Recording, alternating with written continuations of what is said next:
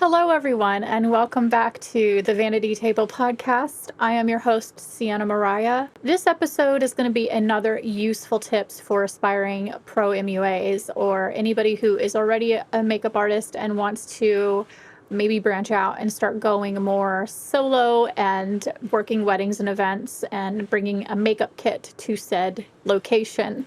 Gotta say, most people's kits probably could improve in some way. I know mine certainly could. I need to really hone in on my foundation situation. You don't have to have everything perfect to get started.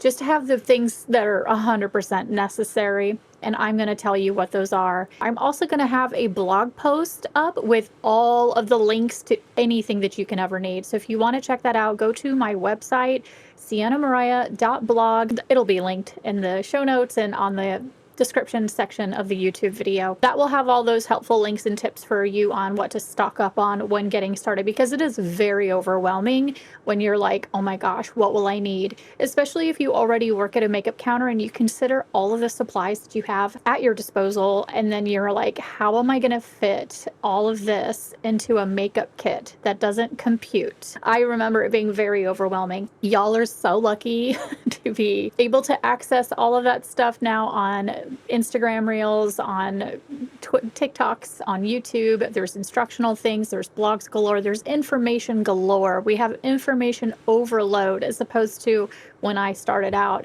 and I had to just kind of ask around and figure it out. You know, you just have to figure it out on your own. There's no guide or person doing it, showing you how to do it. There's just a couple of things I wanted to chat with you about. And first of all, that is the makeup theme of the day. And today's theme is this Vogue cover from the 70s. I went for a kind of fun graphic for those that are listening. I used a cream eyeshadow to create this hint of a wing with the gold, and then did a graphic liner over top of that. And I actually did my no foundation face, which I have done now twice. I did a full tutorial of a grunge look with no foundation on, and that is on YouTube on my actual like personal Seanna Miriah YouTube channel. And it is a tutorial of how to just make your skin look really, really nice and flawless, but also allowing the imperfections to show. And I think the contrast of a grungy eye or a really bold eye with naked, no foundation, not perfect skin is so fun. It does something to me. And when makeup does something to me and excites me because it's weird or different, then I'm all for it. It's a fun look. I think, you know, showing skin and letting it be natural is very Sissy Spacek, circa 70s era. I mean, I just think she had such natural beauty to her, and it reminds me of that. So yeah, you could go peek at that on the Instagram account or the YouTube account for the Vanity Table. And otherwise, let's do some chit chat.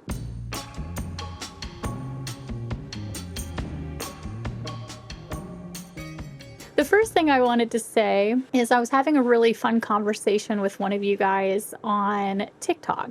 I had posted a video where my lip color was like that brown blood, ox blood color, reddish brown. It's from Mob Beauty. It's a beautiful color. And somebody said, this reminds me of film noir from MAC from back in the day. I, funnily enough, worked for MAC when that launched. So that was actually gratis that I received. I lived in North Carolina at the time. I also actually just happened to be staying at a friend's cabin out in the middle of the woods. So it was in the thick of the country in North Carolina in the South. And a lot of lifted trucks. A lot of lifted trucks.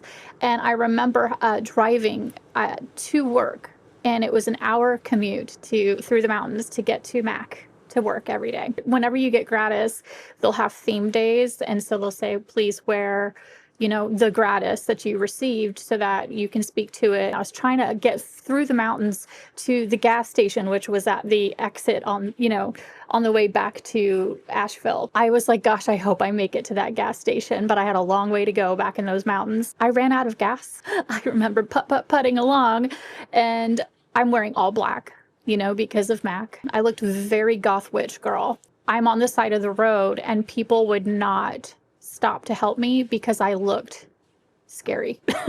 I think they were like, nope. I finally did have somebody stop. It was a fireman, and he was on his way to or from work and actually had a gas can, luckily, in the back of his car with gas in it. What luck.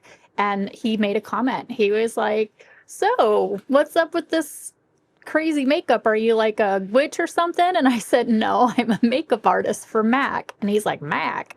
Didn't have any idea what I was talking about. But it was definitely the most inopportune time to be sporting a very bold black lip, or, you know, the film noir, which is like that black kind of purpley brownie, just like the Mob one. Somebody mentioned film noir, and it instantly took me back to that memory of when I received it as gratis working for MAC. But yeah, if you love film noir, if you're looking for a similar color, you can try that Mob Beauty one. That's called, I'm looking in my drawer right now, M120.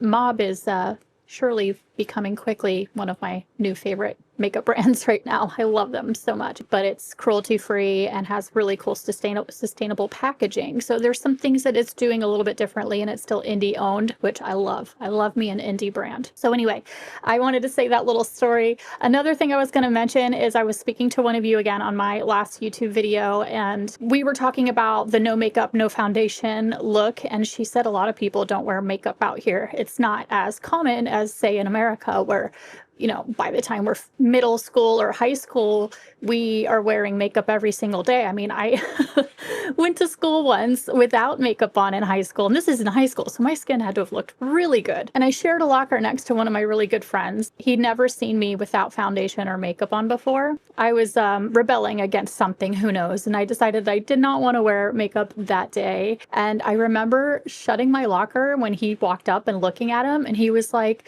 "Ooh, what happened to you? You look tired." I was like, well, noted. Never not wearing makeup to high school ever again if a boy is noticing that I don't look good.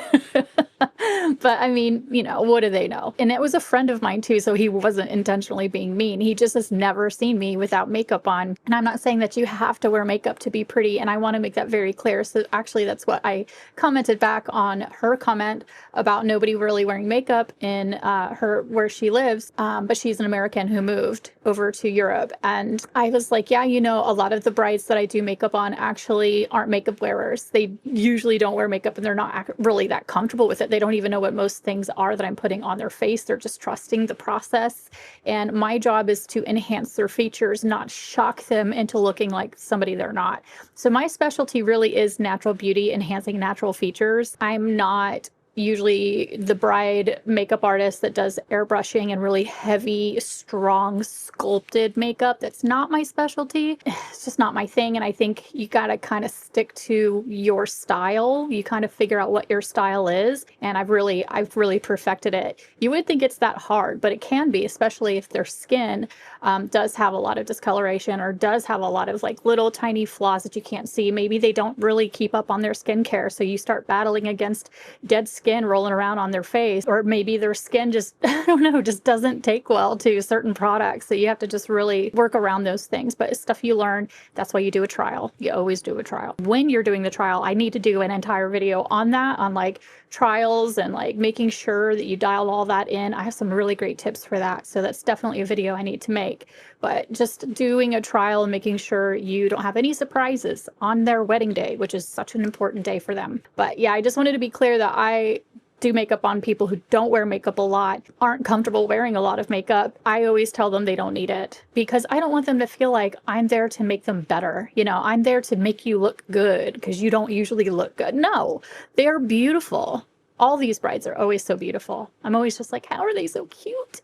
But they don't need to wear makeup every day to look good. A lot of them look better without it. And like what I'm doing today, where I have no foundation on, my skin looks fine, you guys. It doesn't need 10 pounds of foundation to look good. And so I'm really embracing that.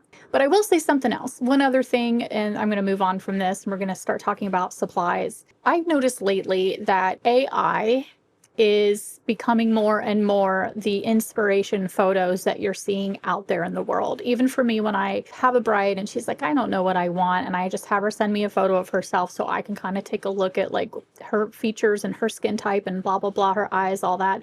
and start thinking about what I would do on her face, you know, leading up to the trial. And I'll look on Pinterest for inspiration.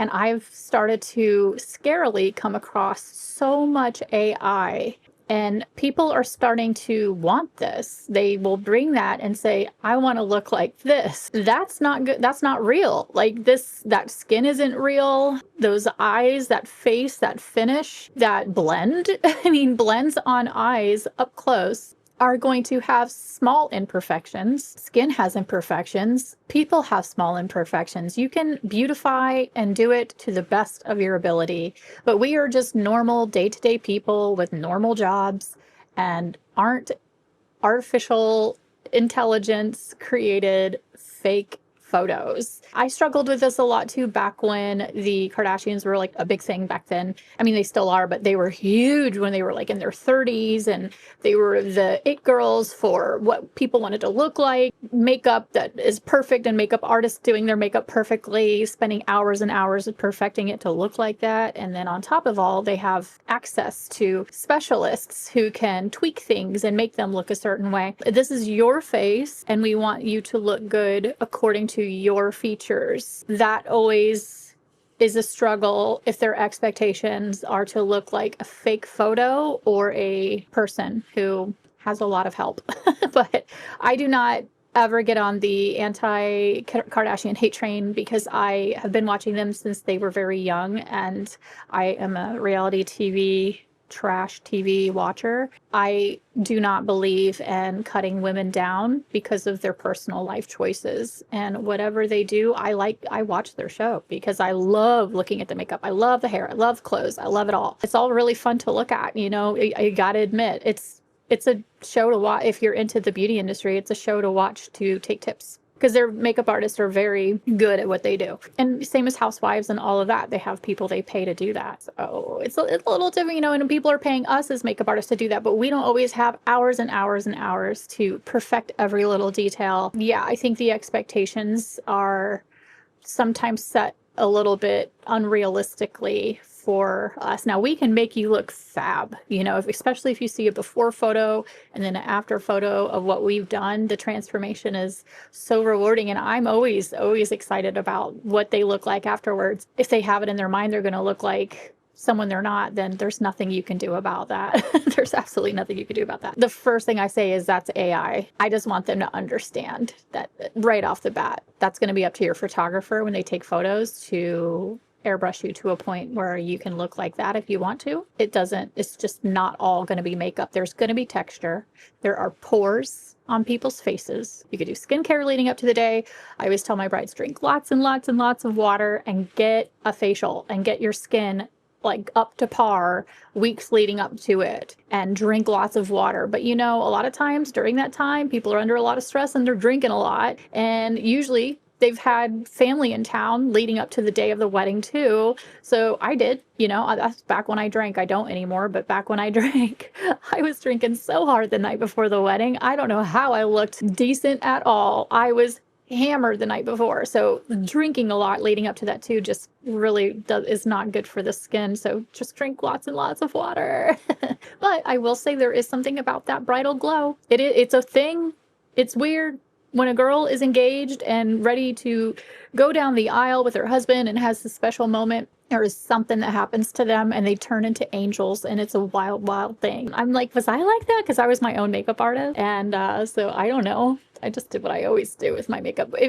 We had our wedding was in a hot spring in Canada. So I wasn't too concerned about my makeup because we were going to sit in a huge hot spring afterwards. Makeup was kind of the last thing on my mind, honestly. Let's move on to makeup kit essentials. Things that you're going to want. Again, this will be in a blog post and linked in the description. So if you're looking for a supply checklist, go check that out and it will help you figure out what you need to bring.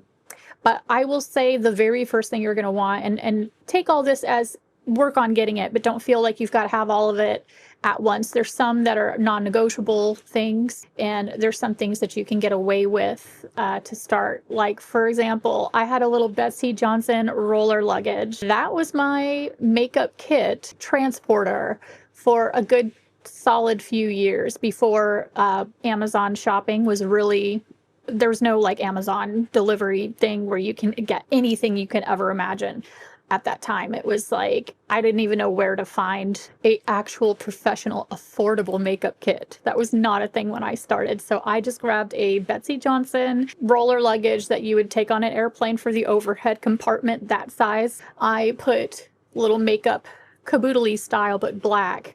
But I think one was the actual caboodle. I think it was a black fake leather caboodle. And that folded out and had little compartments for me to put my eyeshadows and all my things in. The other side was clear toiletry. You want clear so you can see what's in things because you're going to be moving fast. You're not going to have time to sit there and open everything and look inside of everything. And so that I had full of all of my sanitation stuff, which I will list here in a minute. You can just grab a small piece of luggage if you've already got one, most of us do, and just put makeup cases inside. Now, you do have Amazon now, so you can just go on Amazon and shop for, which I'm going to list mine, actual rolling makeup kits. Sure, there's really expensive ones out there that are upwards of $500 to $600. So you can invest good money into, make sure you save those receipts and write those off on your taxes. But that is not always the option for a lot of us. So having something that is somewhat affordable for most of us starting out too is going to be one of those just nice black multi-compartment roller luggage on wheels. You want it to be on wheels because it's going to be heavy and you're going to be toting this all over the place. So I love Heart and Soul by Allie Nicole. I'm sure you guys have seen her. She is a hair and makeup artist for brides, and she is, I think, in Tennessee, where she in the South, somewhere. She's got an accent. Quite the ordeal for weddings. She has a cart that she rolls out. She brings a light, a chair, a table. I mean, but she also does two different, you know, she has two chairs because she has hair and makeup. The girl probably makes a killing. I tell you what, that girl probably makes so much money. And then on top of that, she's an influencer on Instagram and whatever, maybe TikTok, I don't know. Anyway, cute as a button. And the first time I saw her putting a kind of almost ASMR type video was like her getting all of the equipment and putting it in her car and rolling it inside and setting it up and all the stuff that she put out. It was like, holy crap, holy, like I don't even do that. I also am doing makeup in downtown Seattle, or, you know, the places that I'm toting things around. I've flown places. I've not really a huge rolling cart to put all of my stuff within has not been an option for me. If I went downtown Seattle rolling that giant thing with chairs and tables, it would not fly. Maybe one day I'll get to where I'm going to want to bring all of that. But if they don't provide me a chair, now the chair dilemma, let me say, is it's a problem. Everyone has chairs. They just don't have high chairs, and you need chairs that are lifted up because you are doing makeup and you need to be as close to face as you can get with someone. And most of these chairs are perfect for hairstylists because they can sit low and then the hairstylist can be on the back side of their head and doing their hair. But we need, as MUAs, we need director's chairs, pedestal chairs, bar stools, anything that's high up. And I have fallen into this struggle many times of not having the proper chair to do makeup on people. It is something you want to communicate maybe like a week leading up to it, is like, I'm going to need a tall chair. But that's why that Allie chick, when she does that, makes you go, huh, maybe not having to ask for things that you're going to need is better, and to bring it. But again, I'm not always in a position to be toting that stuff around, depending on where you are. So that's something for you to think about and consider. But the chair dilemma is major. When I've done like dance competitions and things like that, I'm usually in a hotel. And so if you're in a hotel, you can usually hunt down a bar stool from their restaurant or bar. But that's sometimes a pain in the butt too, because then you're like, how far away is that? And they get all weird about you taking their chairs. I've had one particularly that was like really weird about me taking a chair. I'm like, hello, I'm not going anywhere with it. I'm still in the building. Calm down. It's one chair. You've got like 50. Bringing a director's chair, I think if there were to be something I brought, that would be the most important. And then also having a surface to do makeup on. Most people don't think of that either. So you'll find yourself figuring out like, where do I put everything? I need a table.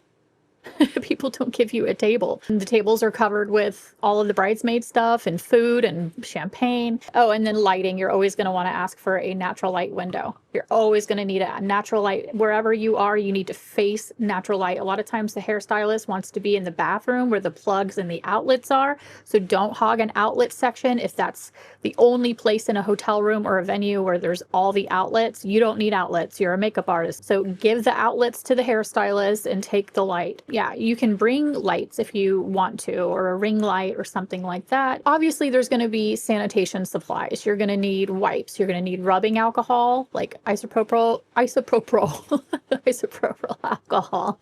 You're going to need alcohol. I put that in a spray bottle, and you use that to sanitize all of your lip liners, your eyeliners. Then you also will need brush cleaner because you're going to need to clean utensils and tools in between applications. I have triple, quadruple of each brush so that I don't have to clean my brushes between every single face. A lot of times, especially big gigs where it's like a lot of faces, you're not going to have time for that. I've also been known to bring in small disposable plates so I don't have to clean my makeup palette every time that's covered in foundation and serums and whatever else. I bring a trash bag. I always have like a couple trash bags tucked into the bottom of my makeup kit, and I'll tape that onto the side of a table or on the side of my makeup kit. I actually even just recently bought a little travel trash bag, and I hooked that onto the back. You're constantly going to be throwing away all of your disposable tools, like your lip brushes, your mascara wands and spoolies, all of that. So there's things that you're never going to double dip that you need to throw away after one use. You use a spoolie on someone's eye with mascara, goes in the trash. And so you're going to need that, a container full of spoolies, mascara wands, disposable eyeliner brushes, disposable angle brushes, lip brushes. You're going to need all of that. And there are kits that you can buy, which is so handy now. Again, we never had this when I started, but now you can buy whole, I keep saying back in my day, we used to have to walk to school in the snow without shoes. You know, I'll put it on the screen here if you're watching on YouTube. And if not, I'm sure you can imagine it's just a tray of everything that you need, and then you can buy back stock and just keep that full. That thing has been great because I keep it super organized, and then you don't let anybody touch it either, because people will come up and start wanting to grab things to borrow because they're trying to do their own makeup or touch something up, and they're putting their hands in it, and you're like, excuse me, keep your hands out, please, because this is all sanitary. You don't want someone cross-contaminating all of your sanitation supplies. So just, if they need something, they need to ask. Don't let just people come up and grab stuff from your makeup table. Hand sanitizer in your brush belt or a pump on the table, and in between each thing that you do where you're touching someone's face, you need to sanitize your hands. Your hands are going to be dried up by the time you're done. But you have to do that because you can't touch someone's eye, not clean your hands. Someone else sits down and now you're touching someone else's eye and face. That is not okay. Brush cleaner, obviously you're going to need to clean brushes. Bring a roll of paper towels or a towel. I have these little towels that say makeup on them, and I can use those for cleaning brushes in between, and then I can just take this home and wash it. Have a couple of these on hand. You can get these in bulk if you're listening. They are black terry cloth towels that say makeup on them, and you can completely destroy these with makeup, and since they're black you can't even tell. And toss them in the wash, sanitize them when you're done, and then you have reusable towels for your next round.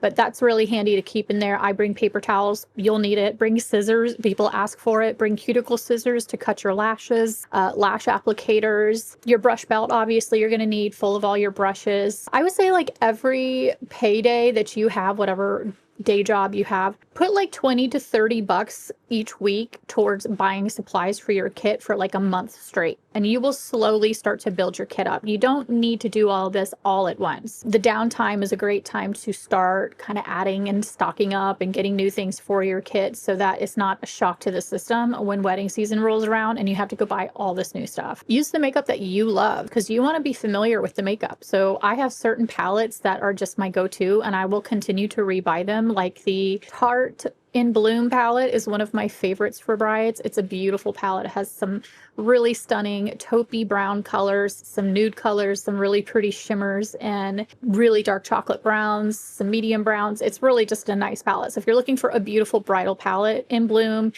let's see, the Ciate's Brazilian Glow palette is really pretty. There's a bunch of just really nice palettes for doing glam just basic glam makeup, but you want to make sure you have cool tones and warm tones for all different types of skin. Thinking about that too when you're getting palettes for various skin types. Some people have fair skin to the point where purples are more of their color, their undertones are kind of purpley looking.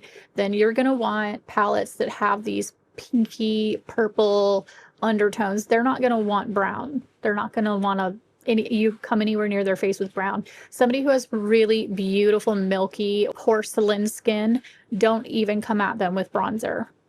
Don't even get the bronzer out. She can contour, but she would not bronze. Just because these steps that you've done or learned from watching YouTube videos and influencers and whatever over the years, and you're thinking, okay, I know how to do makeup, full beat. Not everybody is going to have the exact same steps. So you need to really learn how to customize these looks for each person's specific needs, not what you think that you need to be doing. Not everybody needs primer. Not everybody needs a setting spray. Not everybody wants a glowy look. Not everybody, some people want a matte look. So you've got to communicate with these clients sitting in your chair and making sure you're doing a makeup look that they're going to be comfortable with. Because if you're doing glowy on somebody who likes matte skin, they're going to hate it.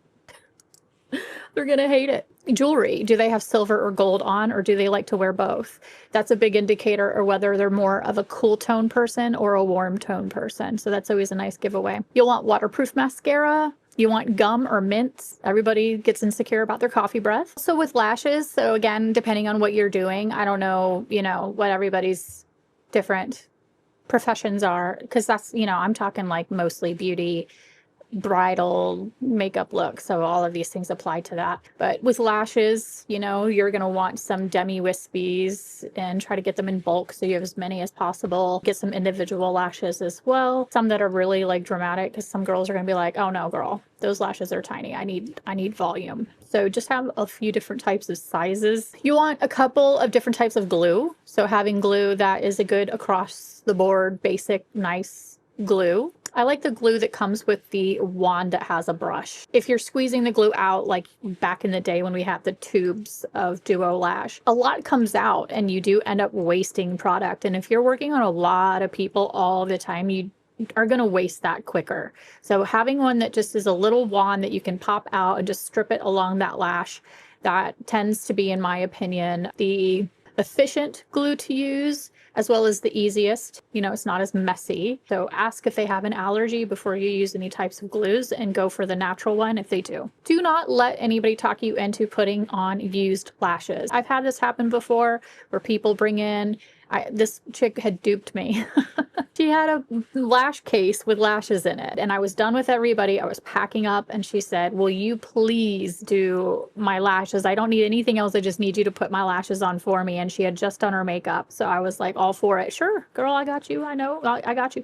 And she sits down. I get everything out. I get out my glue. I pull the lash out of the case, and I see there's like 10 rounds of used glue on her lashes. You can't put now your wand on that lash unless you want to sacrifice that glue and give it to her. Just say you can have this now because it's been cross-contaminated, but it was covered in old glue. I gave her a lash and said, here, I need you to help because this is going to take a minute, and get the glue off. And I said, I usually don't apply used lashes. I thought these were brand new. They look like they were still in the case. They're like velour lashes. Those are like 25 bucks, and that's expensive for a lash. A makeup artist is not going to use old, crusty, glue stuck to it lashes. And when I worked at MAC, that is a huge no.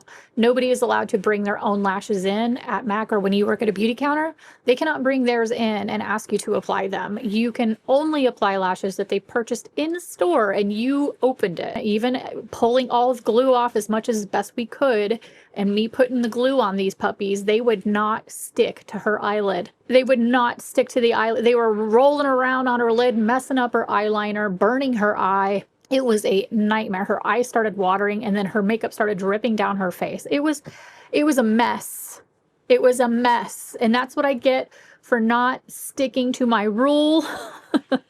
And I will never do it again. So learn from my mistake. Do not say yes to that. I mean, you can't, if it's a friend and you're trying to be nice, whatever, but if it's covered in old glue and old eyeliner and glitter, there's glitter all over it, good luck with that. If you can get that on there, hats off to you. You're going to want a few different types of setting spray, so making sure you have some for different skin types. I always just have like 3, a dewy one, a really hardcore hold setting spray, and then maybe one that has a little bit of that, like, there's one in particular, I think it's, who is it? ColourPop, one of those brands. It has like almost a powder solution in it that helps with mattifying. So not everybody wants to be matte, not everybody wants to be dewy. So if you feel like they're looking dewy just naturally because whatever reason, you didn't use any dewy primers or anything like that, but they're still looking so dewy, you can spray this mattifying, hardcore mattifying setting spray, and it will take that dew out, and then you can pat them with some translucent powder and set them on their way. I don't use it a lot, but I do use it when I need to. And then having like the One Size or the Urban Decay all-nighter, like, you know, those well-known setting sprays that are just for locking everything in place, especially in the summertime where most events take place. So having that, I sprayed sometimes twice. So sometimes I will do, if they're going for a dewy glowy look, I will spray them with a dewy glowy setting spray and then go on to do their lashes or something else, let that melt into the skin. We will translucent the T-zone and make it look all nice and mattified, and then we do the setting over top of that. So sometimes you can double set it. And also with that, you want primers that are for multiple skin tones. So having a primer that's really good for making the pores smaller. Oop, I just lost a necklace. I felt it go down my shirt. That's right here. Forgot that wasn't attached. Was that hanging off the whole time? Damn it. I had that like tied in the back, but I'm moving my head around a lot. But yeah, having different primers, you know, you can probably imagine which ones you're going to need. I'm on the fence about eye primers. I would do an eye primer if you're doing a really sculpted, almost cut crease look, but I wouldn't say that everybody needs a eye primer every time. And sometimes eye primers can backfire, so I don't always go for them. I feel like it's kind of a wasted step. I can prime their eye myself with a good amount of concealer, translucent powder, and then just really packing down the base of whatever eye look I'm doing. So I don't know that we always need an eye primer per se, but some of you might disagree with me. I always have a eye cream in case they look really dry, a lip scrub, because people will come to you with straight up like chapped, bitten lips. I'm not playing. And you're like, girl, we need to exfoliate your lips stat, especially if they're hanging out partying a lot and really dehydrated. It'll show in their lips. I would say 90% of people I've done makeup on have had dry lips. I'm not kidding. That many. It's a lot.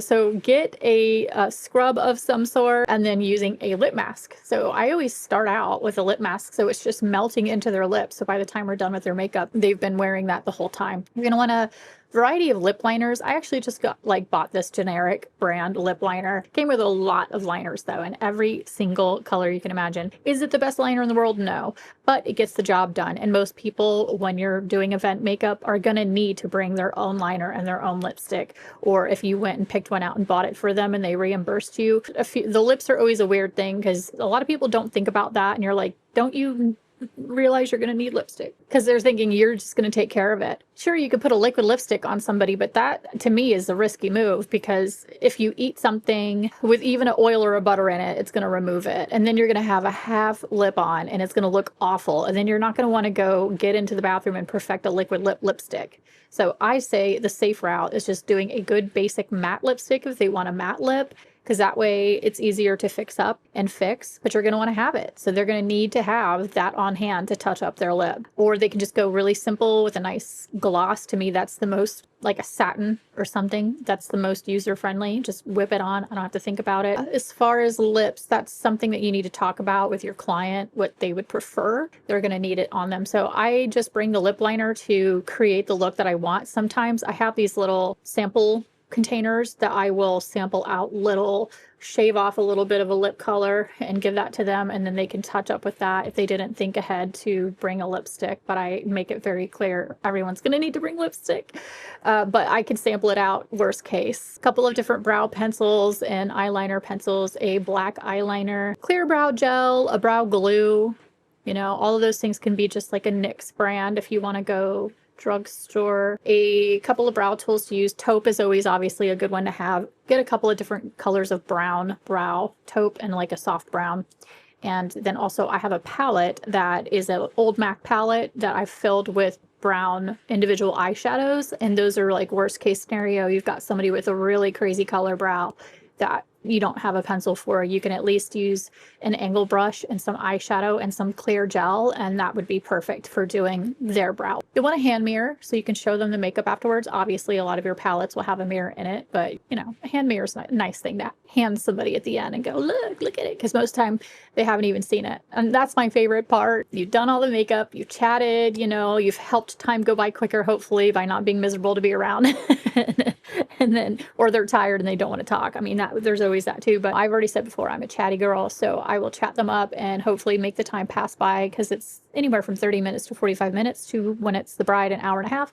Just depends. That's a long time to sit there. And so they haven't even seen their face, and showing them what they look like after all that is always so fun. That's my favorite part. It's like, okay, we're done. I think you look so good. And talk it up too. Like when you're doing it and you put an eyeshadow, oh, this color is for you. This is beautiful. You know, just talk it up and make them feel good so that they know when they see themselves that they're going to like it. Just prepare yourself for those times when they don't. You can't please everybody. Can't please it, especially if the communication is off or the vibes are off. Oftentimes it can be like mother-in-laws or moms who don't like makeup or are very particular about how they want to look, and most of them don't even want a makeup artist to do their makeup because they don't even trust that they're going to be able to do it. So there's a tricky way of dancing around makeup on more mature skin and women who are older, because they know what they like, but they don't want to guide you at all. They're like, oh, you're the professional, and you're just like, no,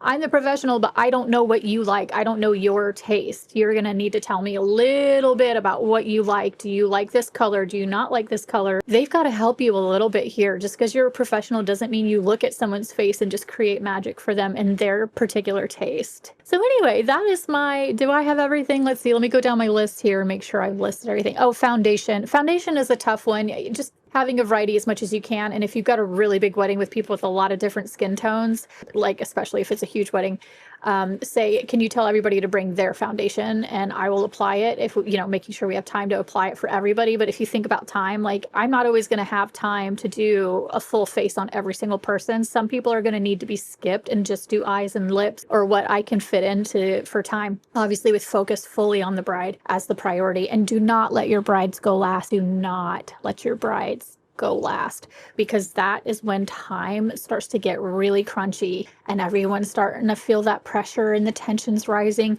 If they've been drinking champagne that whole time, they're going to be a little bit buzzed and a little bit difficult to get them to sit still or take it seriously. So do not let them go last, not even second to last. Make them go in the middle, somewhere in the middle. That is it for this episode. I hope that had some tips and tricks in there for you, for things that are useful. And go check out the blog post if you want to see my supplies suggestions. That was a fun one. I hope you guys stuck around for all of it. If you did, gold star. If you are not subscribed to me on Apple Podcasts, Spotify, or YouTube, or Amazon Music, please do subscribe. Also, I forgot in the last two videos to ask you guys to please rate and review. I know I'm brand new, but rating and reviewing does wonders for anybody on these podcasting platforms, and really gonna help me grow if you guys want more of this stuff. So yeah, please do that. Thank you so much for joining me on this episode, and I'll see you guys on the next one. Bye.